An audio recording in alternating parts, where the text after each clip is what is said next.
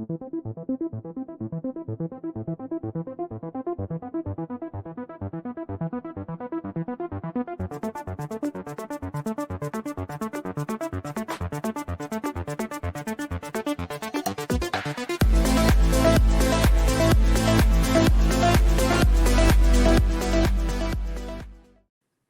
we're back with another episode of NBA Observations. It's Gerald Glassford. Thanks so much again for joining us right here at NBA Observations on the Lakers Fast Break podcast. Truly appreciate you doing so. Make sure you like and subscribe so you can get that, or actually hit that notification bell right there. Ding, ding. So you can go ahead and get the latest notifications on when we go live right there for you with the latest post game for Lakers or snack pack or Lakerholics or my late, when I throw some clips out there or shorts, or of course, what we do right here at NBA Observations. But it wouldn't be an NBA Observations without a great observer indeed. He is back for more. He comes here again as part of the fan-sided experience at the J Notes. It is Matt John. Matt, great to have you back, my friend. Looking forward to a great conversation on some basic topics. Next week we'll go more heavily into it because we'll get it closer to the playoffs as far as specific teams once again. But this is a kind of nice change of pace on what we could talk about on today's program. Very much so. And, plus now we have some things to talk. It's kind of funny that we, as the season approaches the playoffs, that's what everyone's thinking. But I think that the NBA has given us we've been fortunate that the NBA has given us more things to talk about around this time. Absolutely, my friend. Plus, one of my best viewers out there, Intel Wild, got to give him a shout out. He is got some opinions on what he likes about the game and dislikes about the game, and as an old school like me, as far as that's been watching the game for years, he has or he wants our thoughts on some thoughts about exactly the prioritization of where the NBA is at in today's modern game. So we'll go ahead and actually touch on that as well. Plus, I want to hear Matt John's thoughts on his all NBA teams. I know that Caleb Ponce and I put our 2 cents in there on our all NBA 3 teams. So you go ahead, and if you want to need some time on that, we'll go ahead and touch on that as well a little later on. So you can formulate your plan on your top 15 players in the NBA right now, or for this season, I should say, not top 15 per se, but based on who will be making the 62 game list or 65 game list, indeed, because that's been a source of issue as well with the league as well, my friends. I mean, Giannis is still very much a top 5 player. He's not going to make an all NBA team this year. No, but Cade Cunningham and his dilemma has brought about some things. So I think I'll start there before we get into what the NBA gave us as far as the gift of conversation with what they're talking about with their tanking proposals. I wanted to hear your thoughts on the 65 game rule. And again, I put off the all NBA teams here for a later conversation. So I know it was with Cade Cunningham's injury coming at a very unfortunate time. I believe he has 61 games. And it does not look like he will be participating in any more for the regular season. And it's kind of touch and go how soon he would come back in the playoffs, because a collapsed lung is obviously a very serious injury. And you not only the fact that you have to get that lung back into shape, but the fact that you have to get yourself back in shape, your win back of what you once had. So it's going to take a little while to get back to where he is, Cade Cunningham, once again. But I know that the both his representatives and also as well the NBA Players Union both put out, their own statements on how Cade Cunningham should still be considered for the all NBA teams and all the MVPs and all that stuff, the after season awards. And they negotiated this with the collective bargaining agreement. I don't understand. It's there cut and dry. Now, I guess there are certain rules. If it's 62, if there's a season-ending injury, it's 62 games, I think, if it's a season-ending injury, but otherwise it's 65. So your thoughts, my friend, on the 65-game rule, and should they curve it for Cade Cunningham and his current predicament? I mean, if I'm not mistaken, the 65 game rule came into effect because the NBA was trying to come down on guys who were just taking time off. Like they were Yeah. kind of like, no, we want you to play more. It's definitely kind of a gray area to me because I kind of get why the NBA did that, just as I understand why there'd be an outrage if Cade Cunningham didn't make an All NBA team simply because of an untimely injury. Like I do, I hope that the NBA can kind of how do I say it? Kind of find a middle ground here. I think 65 game rule should be in place for like if you want creme de la creme awards, you want MVP conversation, you want all NBA first team, all like first team all defense, like you should play the 65 games. However, I think the whole notion of you shouldn't get anything if you play less than that's where I could take issue with. I think it should be more of a grayer area.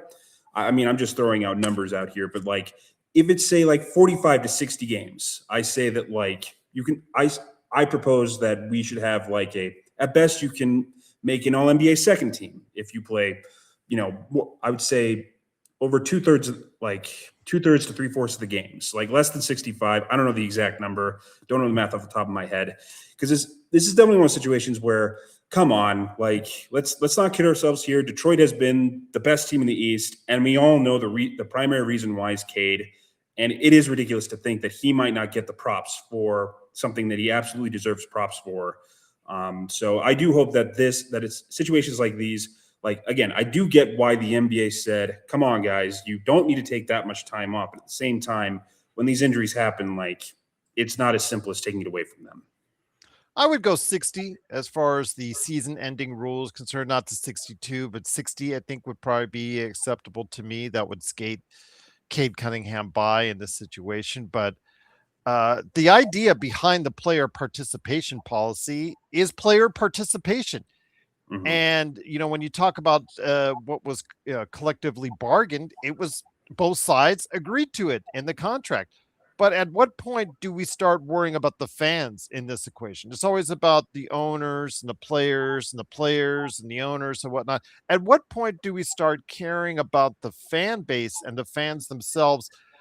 They want to see the stars. They pay the money to get in the seats there. They pay the money for these teams to exist. And you would think you want to go if you're paying two, three, four, five, $600, $700, even more to go see the superstars as much as you can, my friend. So if you do have a little bit of a nagging injury or a pull here or something like there that you're going on, 20, 30, 40 years ago, and this goes back to, old school mentality. It's like, hey, they sucked it up when they got paid for a lot less in doing so all decades ago. What is the problem here? They just, it seems like that there's a different mentality at this point in time. I just think at this point, 65 is a nice round number. You could say 60 if it's a season ending injury. I will give you that. That's not a problem in the case of Cade Cunningham. But 65 for a lot of these guys, that's 17 games off. That's still 17 chances someone will not be able to see their favorite star play live on a court. Yeah, and I do wonder something that just came to mind me. You can tell me if this isn't relevant, but I think the real problem at hand here is just there's too many games. Like I'm a proponent of they should make the season shorter, but unfortunately that caveat is less money. NBA players want to make the most money possible, so they're okay with an 82 games. But it's because the game is played faster in the half court, like because there's more movement now than ever compared. It was slower, 20 years ago.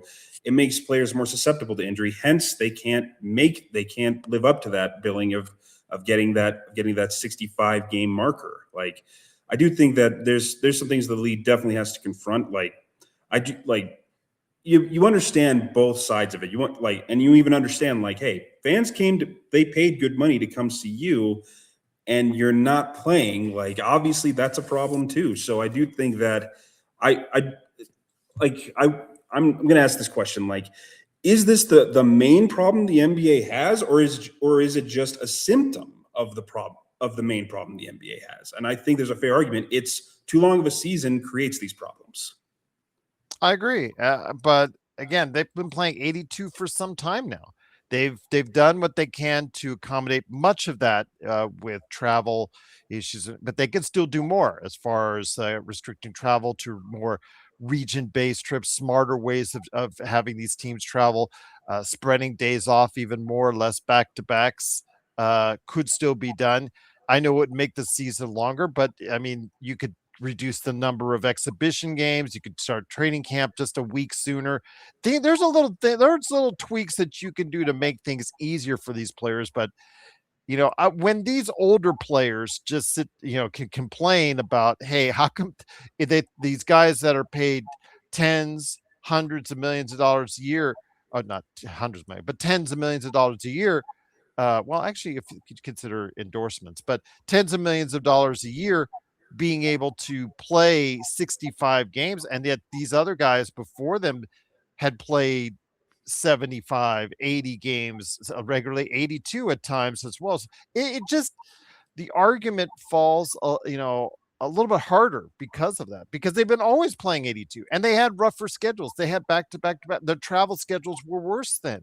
So I don't know. It seems to have gotten a little bit easier, a little bit better, a little bit longer. But again, you need the 82 games in some cases for some of these teams just to even break even.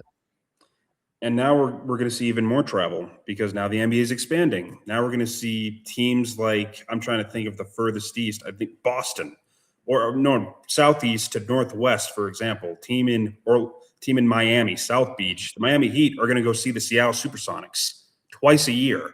Like that's going to be even more travel, which means even more stress. So it's definitely there's a fair argument that it's just going to get harder from here.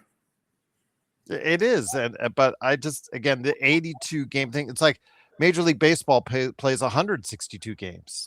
The National Hockey League plays 82 games. So I don't know at what point do you just, because if you reduce games, that means less money for the players, less money for the owners. So that obviously is not going to be an equation. So I don't know what you do. I don't know what you do. I just, again, but the 65 game rule, as much as a lot of people like to poo-poo on it, at what point do they start asking the fans what do they want? Because if you take that 65 game rule away and you have Luka Doncic playing 58 games, or you have SGA playing 62 games, 61 games, you know, it, it hurts the market and it hurts the visibility of the league even more. Yeah, it's one of those situations where I think, man, cut off one head, two more takes its place. Kind of a Hydra-like Exactly. situation. Yeah. So it's one of those like it. This really is not like a black and white situation that can easily be remedied, like take fouls, for example. That was clearly a problem. The NBA solved it. Now we're not seeing that anymore. But this is one of those like, man, what is the perfect solution to this? And it's really hard to grasp what it is. Well, we'll have to figure it out again, or do they go based to regionally based competition where it's just the East plays the East, the West plays the West, and then they just meet up one time a year? I don't know. Or if you guys have any thoughts down below, let us know in the comments. But again, the 65 game rule, I think, was put in place for a reason, because the fact that if you don't have your most visible players visible out there on the court, it's a problem for the league indeed. But again, I've got Matt John here. He is part of the J Notes, part of the fan-sided experience right there for you. Go ahead and check out his great work there today. It is greatly appreciated that he stops some by NBA Observations. So, again, searching for a main topic wasn't too hard with the NBA and Adam Silver trying to fight these tanking rules. I hope they fight this judiciously and go over this as judiciously with the Kawhi situation and the determination of what will happen there, as they are doing with tanking. That's all I'll say, because that is the integrity of the game there as well. So with that, they have come up with three proposals that they will decide on, I believe in May, if I'm not mistaken, as far as what they will decide upon. But they've come up with three proposals, and I'm going to mention to everyone right now. Option A, an 18 item lottery, including the numbers 7 to 15 seeds in both conferences with flat odds of 8% for the teams with the 10 worst records. Every pick would be drawn the lottery rather than just the top four. Okay. Option B, A 22 team lottery, including the numbers 7 to 15 seeds in both conferences and the teams that lose in the first round of the playoffs. The lottery order would be determined by each team's cumulative 2-year record, like in the WNBA. There would be a floor for win totals for lottery purposes. If it's set at 25 games, for example, then any team that finishes the season with fewer than 25 wins will be credited with 25 wins for that season when determining its 2-year record. Only the top 4 draft picks would be drawn in the lottery, just like in the current system. That one I don't like because if I had to spend 2 minutes explaining it to you, Matt, and it's confusing as it is when I finished out of it, I think that's already sets it back. But I do like the fact that 22 teams would be in the lottery. I think that would something make to keep a note there. Option C, an 18 team lottery, include the number 7 to 15 seeds in both conferences with flat odds for the teams with the 5 worst records. In this system, there would effectively be 2 lotteries. The first drawing would be determine the top 5 picks, and the second would determine the 13 picks that follow. The teams that finish with bottom 5 records aren't drawn in the first lottery, but would be guaranteed a pick no worse than 10th. I don't know. It's still that one I think still really incentivizes losing. I I don't know. Of the three, I'm thinking the A is the simplest to follow, the simplest for NBA fans to understand, and it seems to break out to that there's more teams that could strike it rich on that, as far as I can say. Your thoughts, my friend, on option A, B, or C when it comes to the lottery? Well, the funny thing is, I don't think my shallow understanding of these new tanking rules, to me, it just points to there really isn't a good fix to this. No. I still think that like this isn't a like it's one of those you try to fix a problem, you're going to create a few more. Like so, like I it's hard for me to see how any of these really work. Like and more, I guess like here's what bugs me more than anything about these new like tanking proposal changes. This is like tanking's been around for longer than I've been alive.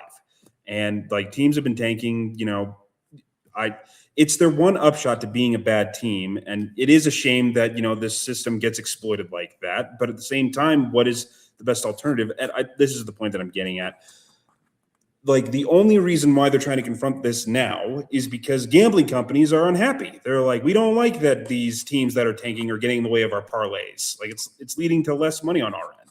And my question for that is, did you not see that coming when you made this partnership with the NBA? Like tanking's been around for decades. Like you had to know this was coming. So like, and the fact like the NBA has tried to curb this for however they can, and it's never really worked. Like I don't think there really is anything that can be done because like it's just plenty of teams are going to be like, oh, we stink, but the fact of the matter is a team on the rise, like I'm trying to think of the Hornets, like they're one of the teams that's on the rise. Like they are actually very scary. They may still wind up with like the 6th seed, and with these new rules, they could still win the lottery and become just freaking unbeatable next season if they get their hands on AJ DeBonsa, if by some chance they do. So it's one of the like what clouds my judgment is the only reason this is being done is because of the gambling companies. And like really, I think they should have seen this coming if they knew that tanking, like they should have known, yeah, this is going to be an issue if you're going to partner with the NBA and all the other tanking teams. And the one thing that they should also note is that next year it's not going to be as bad. There isn't going to be as good of a draft class. So this is only because there's so many good prospects coming in that this is happening. So We'll see, but I mean, I still think it's not going to deter tanking, to the point where it's gotten rid of it. But I would say of the proposals, because it's probably the easier one because it's a flat lottery. I like the 18 team lottery.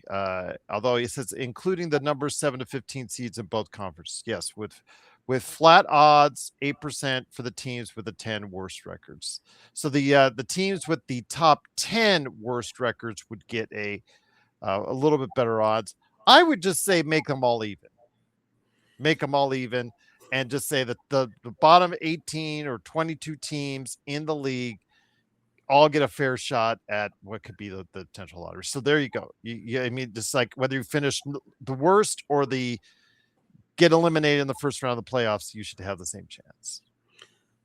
And like I get that the NBA really does want to get rid of this because, like, and we even alluded to this earlier. Like, fans don't like to watch teams lose. They don't like players getting held out.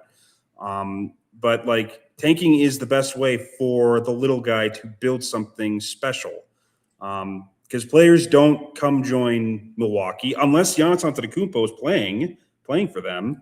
Teams don't want to come play for the Oklahoma City Thunder if they didn't have such an incredible team. Now players do, but like that is like the best way to build this is through young players through the draft, and that's what, like, compared to, all due respect, the Lakers, they can just come out, like, because it's LA and it's the Lakers, they're a legendary franchise.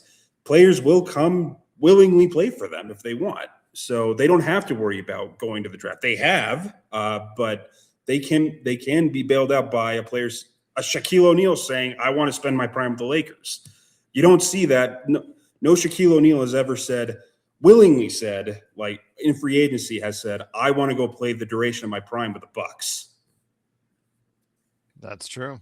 That's true. But again, as we will see with Giannis Antetokounmpo, I don't think he'll play his entire tenure with the Bucks either. He won't. No, he won't. But it'll be very interesting to see. Man up, dude. Like, tell him you want out. Like, it's on you. Yeah, it's just ridiculous at this point. Both teams. But he wants to play. They don't want to play. It's just gotten ugly. When it could have been a nice ending, a happy ending for both teams to just move on, and they just didn't. Egos come to part. Just say, look, I'm going to move on. I'm going to move on. This team is not going to go where I need to go. I'm just going to move on. It's not a fault. Everybody in Milwaukee sees it. Just move on. At this point, the fans get it. They're like, no, this isn't working anymore. We need to start over. And also, not to get too off track, but him sharing that clip of Wolf of Wall Street of Jordan Belfort, it's like, "I'm not effing leaving." It's like, dude, do you know what happens in that movie because he chose not to? Like, yes, like he screwed himself over, and you're kind of doing the same thing, buddy. So it's going to be interesting to see how that happens and that what happens with that. So again, it is, of course, the NBA observations, Lakers fast break. So we got that as far as those subjects in. I wanted to ask your thoughts on your all NBA teams. Your all NBA teams, as far as it's concerned. I had spoken with Caleb, and we didn't know for sure what the status of Cade Cunningham was. So I had Luka, SGA, Nikola Jokic, Jaylen Brown, and Wemby as my first team. I had put Cade Cunningham, Jalen Brunson, Tyrese Maxey, Anthony Edwards, and Donovan Mitchell as my second team. Although I guess I got to change that with Cade Cunningham. Kawhi Leonard, Kevin Durant, Jalen Duren, Jalen Johnson, and Jamal Murray. Although if we use your rule, I can keep Cade Cunningham in the second team all NBA. So your thoughts, my friend, on your all NBA teams?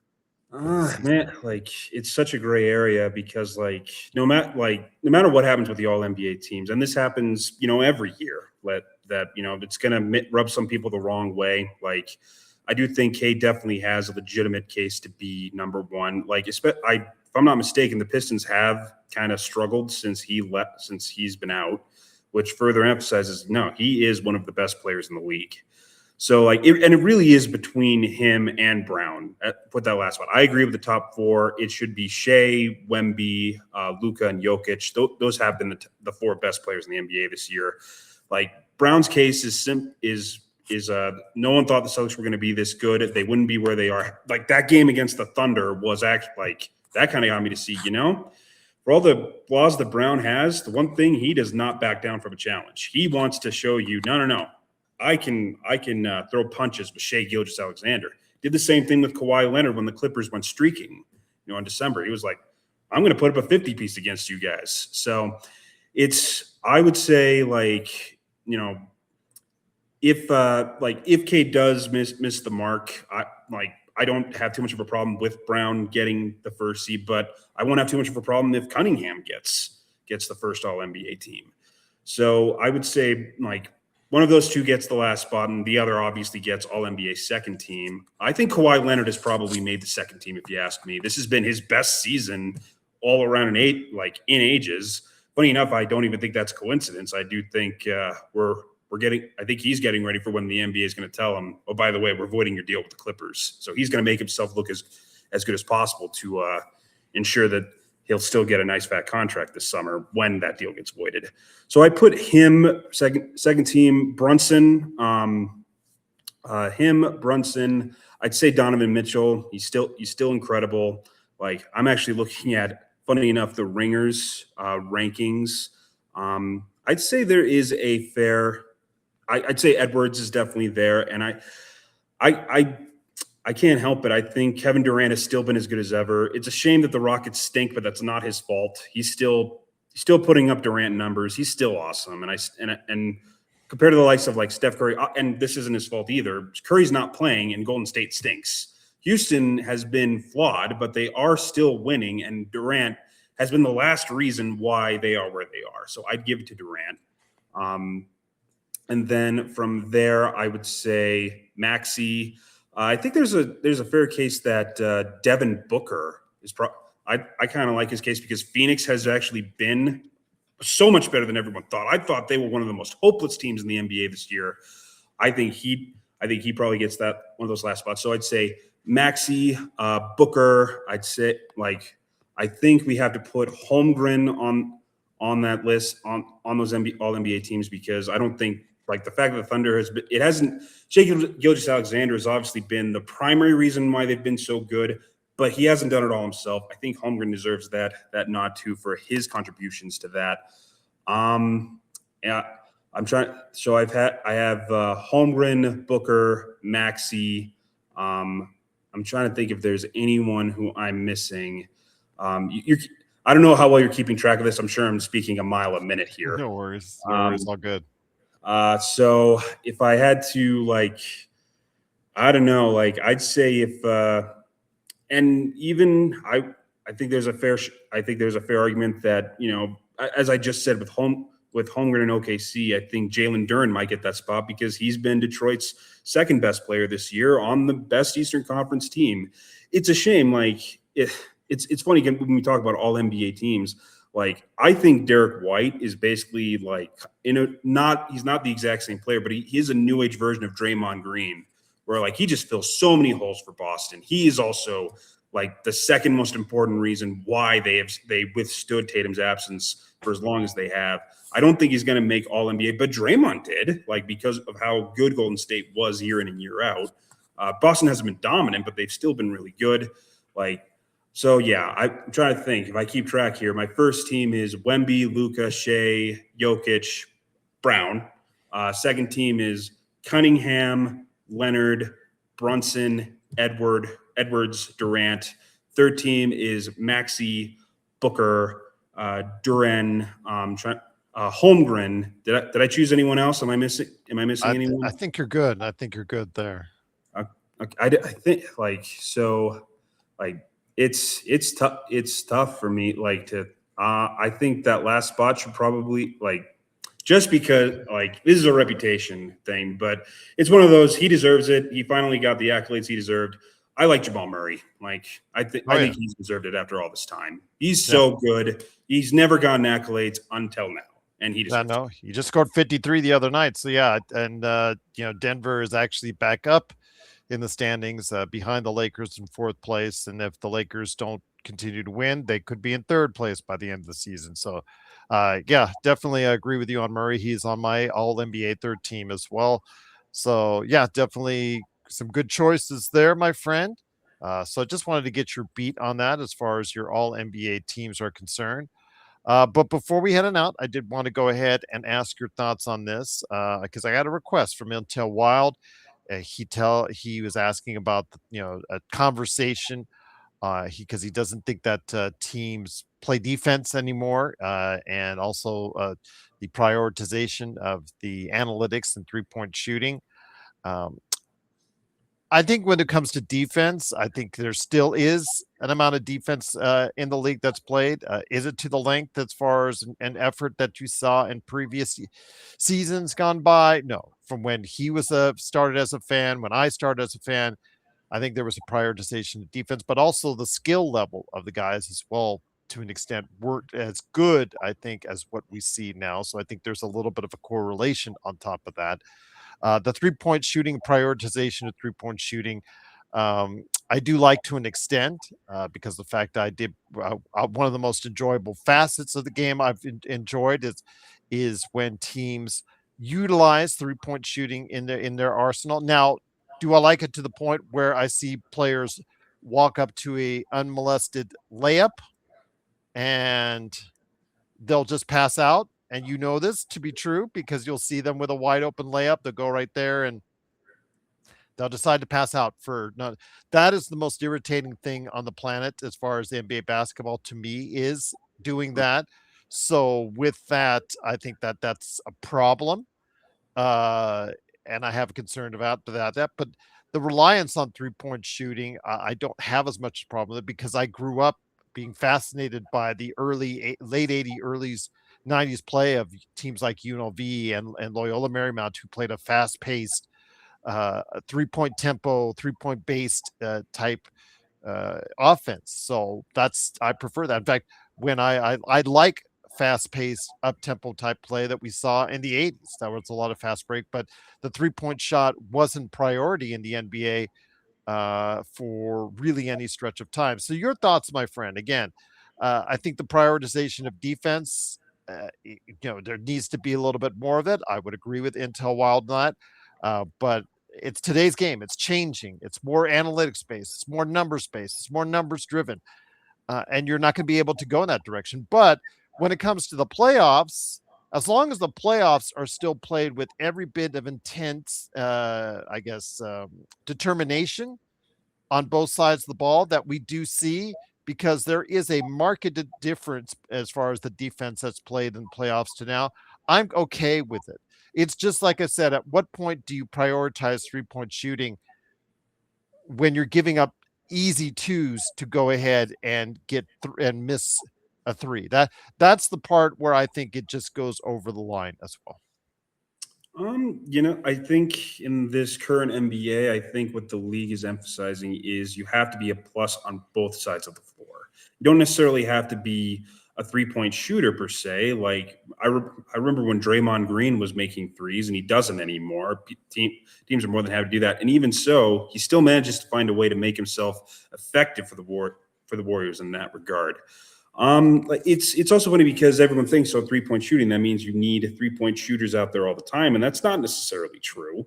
I do think in certain matchups, yes, you do. Like I think I brought this up the last time I was here, Celtics Spurs, like how the Celtics even like were in that game was because they dragged Wembanyama out of the paint. They were like, because like, if we don't have 5 shooters out there, he's just going to roam around the paint and make like everyone scared of driving to the basket. So that's one of those situations where, like, yes, you need to go 5 out, but how many teams have Victor Wembanyama? Not many. So it's also funny to me because I remember I was in high school when those Dwight Howard Magic teams were in full effect in their prime, and I never respected those teams because I was just like, oh, they just have Dwight and a bunch of three. They live and die by the three. And I think they took like 26 a game, which was like, whoa, 26 threes. You don't have to take that many. And now, if you don't take 26 threes, what are you doing? So it is funny how threes have kind of like once you've turned it into a threat, like it is a very useful asset to have. So I do think like it has made the game more fun, and it puts more points on the board, and that's what I think. Home runs are sexier, more points are sexier to a broader base of individuals. My best friend, like I appreciate how much he doesn't really care about basketball, but he'll watch Celtics games with me. Like just be like, we're spending time together. I'll watch the game. But anyway, I like the most fun I have seen him watching basketball. He's a very much like I don't really care. He watched there was a moment where he watched Steph Curry hit 4 threes in a row, and every time he was like, "Whoa, that's awesome!" Like he was genuinely enjoying himself. So that is one of the benefits I think that has brought in more fans. Like people love watching how many points a team can score in a minute span because they made 5 threes, so to speak. Like it, but the Warriors formula with Steph Curry, that's a rare formula. The only reason they made it work is because they had Steph and they had Clay. Like, so you can't just copy that formula. It's not that simple. As far I've been talking so much about threes, like with defense, like I think I do it. What is a shame is watching players who like I have seen Jaylen Brown shut down Luka Doncic. He has made his life miserable multiple times they've gone up against each other. But I've also seen games where Jaylen Brown does not care. Like he gets lost off ball, like he falls asleep. And it's because Brown's just like, you know what? I'm saving my best stuff for when I have to use my best stuff. That's not even a criticism of Brown. It goes to show how good he is. But it is one of those times where you can see players who don't try only because the circumstances don't think the circumstances are asking them to. So, I mean, I do think that the league is kind of getting smarter. And I do think like we're seeing teams like Boston, San Antonio, Oklahoma City, who are basically developing like guys that where you look at their names like, who? And suddenly they're awesome for them because they figured out how to not only like get them to live up to their potential, but also to get them to fit well with the team. Who knew who Luka Garza was before this season? Who knew who Isaiah Joe was a couple of years ago? Like I do think we're going to see more teams follow that blueprint of it doesn't matter if one of our guys goes down, we're going to have the next one step up. And I do think like we're going to see like teams are going to emphasize not so much we need to add this player to our defense. It's going to be we are going to get this player to fit in to make it so that our defense does not slow down one bit. I can tell you based off of the recent stretch where the Lakers have won a lot of games, I can tell you firsthand. I don't like from my years gone by the slogs that was like, especially in the 90s, where there were like games in the 80s and whatnot. Those are just games that are just, you could say defense all you want, but sometimes it's also really bad offense. And those games are really just poor to watch in the regular season. Now in the playoffs, you're fighting. These guys are giving out maximum effort. I can cite the Lakers Celtics when they met up in the finals. That was intense. Those were low scoring games because they were giving every single amount of effort on the defensive end. So those you don't mind. But I could base it off of the recent games, and as far as the Lakers are concerned, the games that they put effort into on the defensive end were more watchable than those games like against when they beat Chicago at home or when they beat Indiana on the road. And they just clearly said, we're just going to outscore you. We're not going to play defense. When you're giving up 130 or 125, you're clearly not, you're saying to yourself, you know what, we're just going to outscore you. We're just going to score more than you are for today. And that's it. And we're just not going to go ahead and give that kind of same effort on the defensive end that we gave against Houston in both games in Houston, because you could clearly see that they were giving a concentrated effort on playing defense in Houston, especially like you talked about, Matt, with Kevin Durant. They made an extra effort in Houston to try and funnel Kevin Durant on the defensive end, and it clearly worked and paid off in two very thrilling and exciting victories. But then again, the converse is that those nights that they take off and just simply say we're going to outscore you, and good teams have a tendency to do that. Even the Oklahoma Cities of the world, although they do it less, the San Antonios of the world, there are days where they just say we're just going to go ahead and outshoot you. We're just going to be more efficient than you are. We're going to get it done. We don't have the faith that you are going to go ahead and keep up with us. We just think we're that much better than you on the offensive end. And those games, you could just see it's a layup line on both ways, and whoever makes the most layup wins. Those games, I can honestly say, I understand where Intel's frustration is at. But again, with the Lakers and in playoffs, or the Celtics in the playoffs, or any team in the playoffs, it's for real. Because if you don't give that kind of effort on both ends of the ball, then obviously you're going to pay the price on that. And the 3-point shooting is a dynamic that I do think the fact that it's more important to the game than ever. And I do think the fact that more guys out there that can hit consistently a 3-point shot makes it a more interesting product. But as you know, I understand Intel's frustration. The prioritization goes to a certain point where you're giving up sure things in order for a not so sure thing 22 feet away. That's where I think he definitely draws the line, and I draw it as well. And I kind of get that. Like, even the speaking of the old school Celtics Lakers days, Paul Pierce was never ever considered an NBA all defense guy. Yet I watched those finals teams where he gave Kobe everything he could handle. So it's one of those, yeah, I can play this well. I just choose to save it for later. So save it when I really need to. So yeah. I again, it's just something where I understand from an old school mentality, an old school perspective, that it was a different era, different time. And then, again, the skill levels I think has for an average NBA player has increased, causing this different shift in the way the game is viewed, the game is played. But again, the prioritization of 3 point and the analytics on 3 for 2, or just taking a three instead of an easy two, I think there is a point to it where it just goes a little bit awry and it just becomes a lesser product for it. But again, we will see in the playoffs these teams playing with an intensity that they might have not had for various parts of the NBA season. And I'm looking forward to that part as well. And I think Intel, I think, is looking for that period of time as well, Matt. I agree. Well, before we end out, my friend, it's been a great conversation. I think we got everything, including the NBA tanking proposals, 65 game rule, your all NBA teams, and of course, defense and 3 point shooting. If you guys have any thoughts on that, please let us know. But before we head on out, my friend, what you working on the J Notes? Part of the fan-sided experience.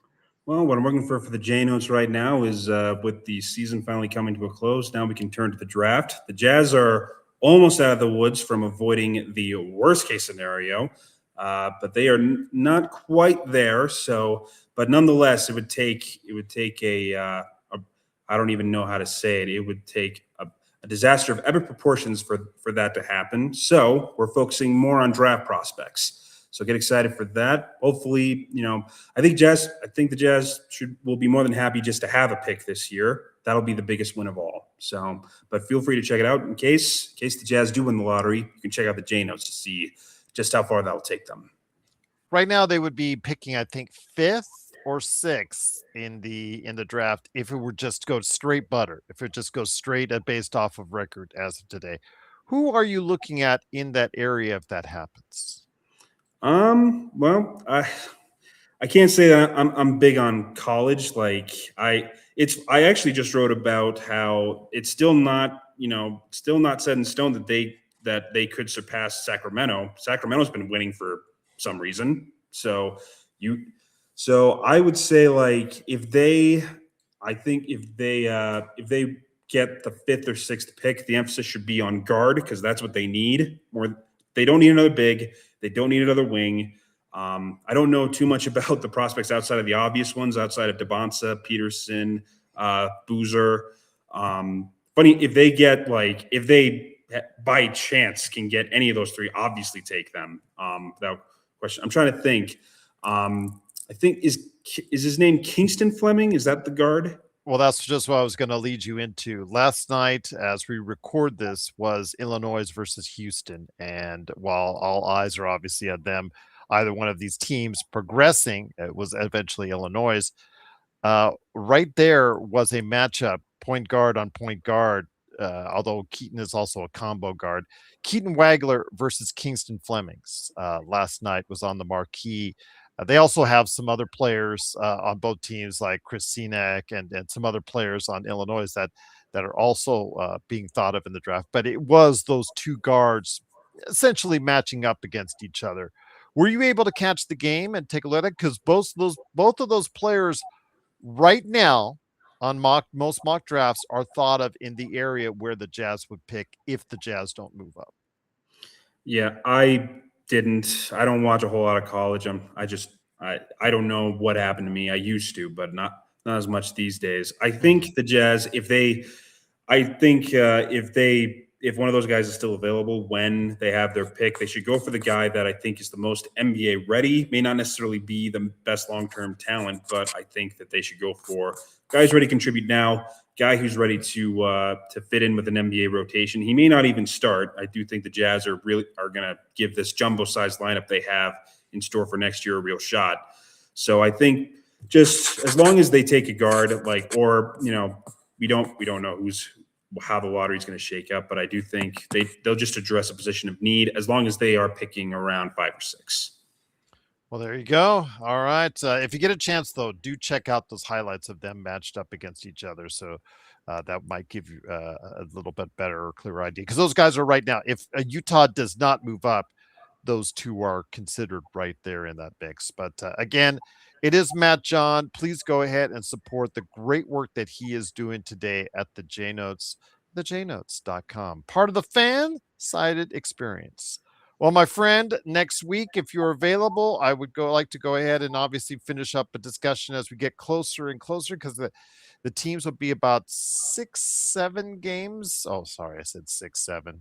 Woohoo! Yeah, 6-7. My nephews would have a field day. Yeah, so do my daughters right now. But about that many games left, maybe even 5 games left with some teams left in the season. So our thoughts will start turning even more into the playoffs. But any last thoughts before we head on out? I'm going to say this as someone who, watches the Celtics. Out of all the teams in the Eastern Conference, I think the scariest one is Charlotte. I'm sold. Like, this team is going to it might be the best horn. Like, they may not necessarily be ready right now. Like, still haven't made the playoffs. Still has no one who's made the playoffs outside of Grant Williams. But man, I just love the way this team is built, and I think it might not be this year, but I do think long term they're going to be very scary in the Eastern Conference for years, as long as they play this right, and they have a history of not doing that. So that's just all I have to say about them. I mentioned it with Legend on my previous NBA observations. We talked at length about the Charlotte Hornets, and they're all the accolades for the past 2 weeks has gone to Luka Doncic for being a back-to-back NBA Western Conference Western Conference Player of the Week winner. The other side on the Eastern Conference, people started to go ahead and notice that LaMelo Ball was the Eastern Conference Player of the Week. And that is something that's an indication of just how much he's changed his game to be more team oriented with Com Knipple and Brandon Miller along as a co-writer, number 2, number 3. It is definitely a team that has been on the rebound. They have had a great story this year, coming from nothing to possibly even 5th place. If their current trajectory holds, they could be in 5th place by the end of the season, Matt. I'm not a betting man. If I were, I'd say they get that 5th seed. The way they handled New York last night, they handled them pretty easily. They had a pretty sizable lead. New York tried to punch back. Every time Charlotte was like, nope, you are not coming back. We have this. And I think that is indicative of a team that has given every team in the NBA the justifiable reason to be scared of them. Absolutely. And they've got Kobe White coming off the bench, giving them a burst of scoring, which I've talked about for the Lakers that they don't have on that team. But the best part about it for the future for you Charlotte Hornets fans is the fact that they've got not only 1, but 2 picks in the first round that are right now targeting right around the teens. So they could pick up 2 quality players for their depth for the future there as well. So yeah, we'll definitely have to wait and see. Plus they picked well with Kalkbrenner. They've got Diabate as young centers blossoming there as well. You got Miles Bridges as a solid forward himself. Yeah, it's all seemed to be hitting right there.